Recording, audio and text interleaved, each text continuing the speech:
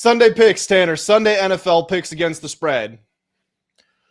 All right. So we'll just go back and forth. I wonder if we have any of the same picks. If we do, I guess we'll say it. But I'll start with the New England Patriots plus 1.5 against the Pittsburgh Steelers. I think Aaron Rodgers can still sling it. Some of the throws he made, pretty impressive stuff.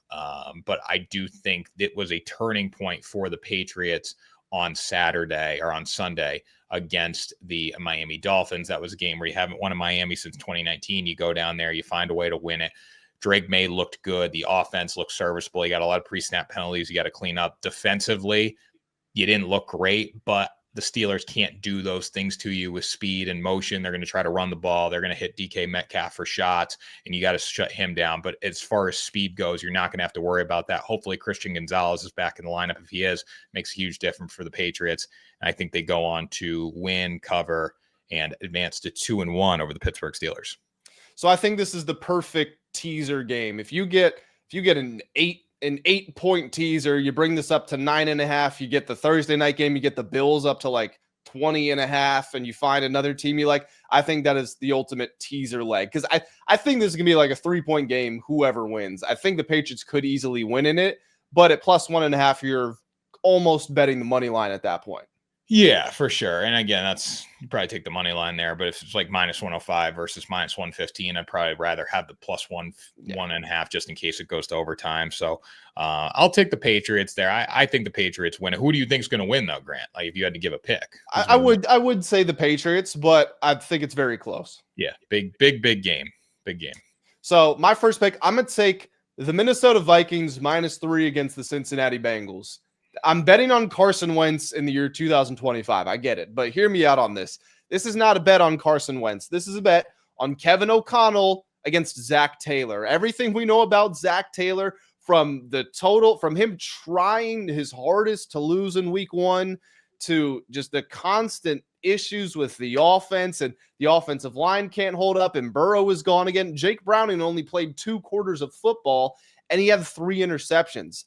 Brian Flores, if there's one thing this psychopath knows how to do, it's how to generate some pressure, make the pipes burst, and force those turnovers. Going against Jake Browning, after what I just saw him do against the Jaguars, who aren't even in the same league as the Vikings defensively, when I'm just looking at this coaching battle, backup for backup, okay, backup quarterbacks, let's just call them even. I get Zach Taylor on one side against Kevin O'Connell and Brian Flores, and this is the thing. Kevin O'Connell, he's used to working with backup quarterbacks. He's won games with Nick Mullins. He's won games with Josh Dobbs. He has done this. Sam Darnold was a career backup until he got his hands on him, and then he turned into a damn near an MVP candidate. So I think Carson Wentz can go out, have 205 yards, 1 touchdown, no turnovers, and just play a clean game, and this be like a 20-14 win at home for the Vikings. So I'll take the Vikings at -3 all day. I didn't have this on my card, but this was one that I really liked. The one thing that you're talking about, Grant, where I think you're not wrong, but you're saying like Carson Wentz, backup quarterback, like Carson Wentz a better quarterback than JJ McCarthy. Like the Minnesota Vikings are in a much better situation this week. Like this is a silver platter game for the Minnesota Vikings. You don't have JJ McCarthy, who sucks. He's not ready yet. Let's put it that way. I don't know if he's going to be good, but he's not ready.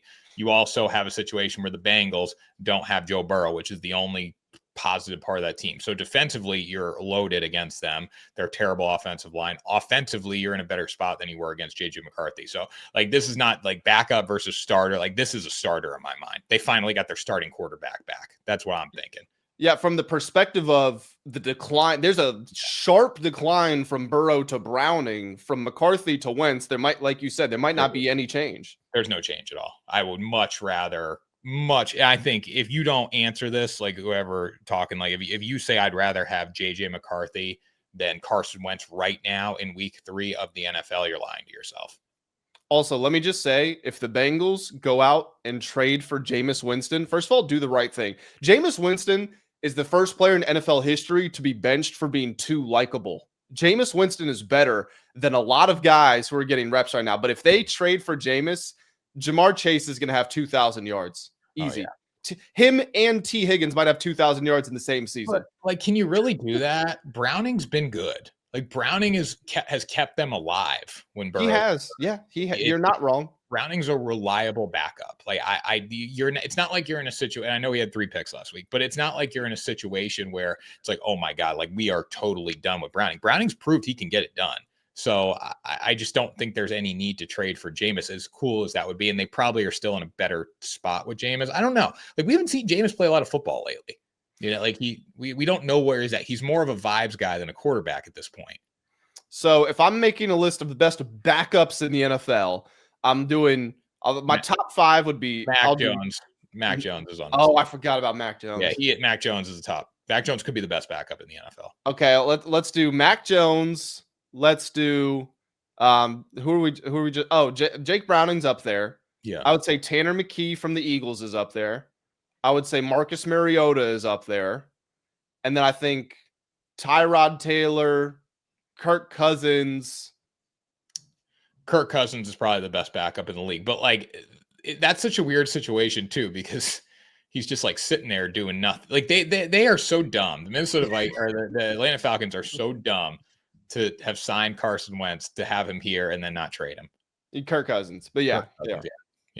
Wentz. All right, pick number 2. What you got? All right, pick number 2, Chicago Bears, -1.5 against the Dallas Cowboys. Or to probably take a money line. We're doing spreads right now. So take them on the money line. I think this is a perfect game for the Chicago Bears. You have a situation where Caleb has not looked good. The offense has not looked good. Ben Johnson's over his head. I think Ben Johnson sucks as a head coach, but this is the chance where he can finally get his first win. You're back at home. Caleb Williams at least had a pulse at home last time he played there for the Bears in the opening game, at least in the first half. He fell apart in the second half. But the Dallas Cowboys defense is horrendous. They are terrible. This is the worst defense Caleb will face this season. So with knowing how Ben Johnson can scheme up an offense, I think they'll be okay. And then the Bears defensively, they can hang with the Dallas Cowboys for sure. Dallas has a lot of talented offensive players. I think the offense is very good for Dallas, but this is one where you probably lean towards the over, and I think the Bears get it done at home because I give them the defensive edge in the game. So I can understand why you would make that case. The thing is, I feel like I could also make a case for the Cowboys here because Cowboys have run the ball better than many people thought they would. They just scored 40 points last week. The Bears, they're so wildly inconsistent, and Caleb Williams is so wildly inconsistent. He can put together 2 to 3 drives where he's perfect, and then he can just not play the rest of the game. So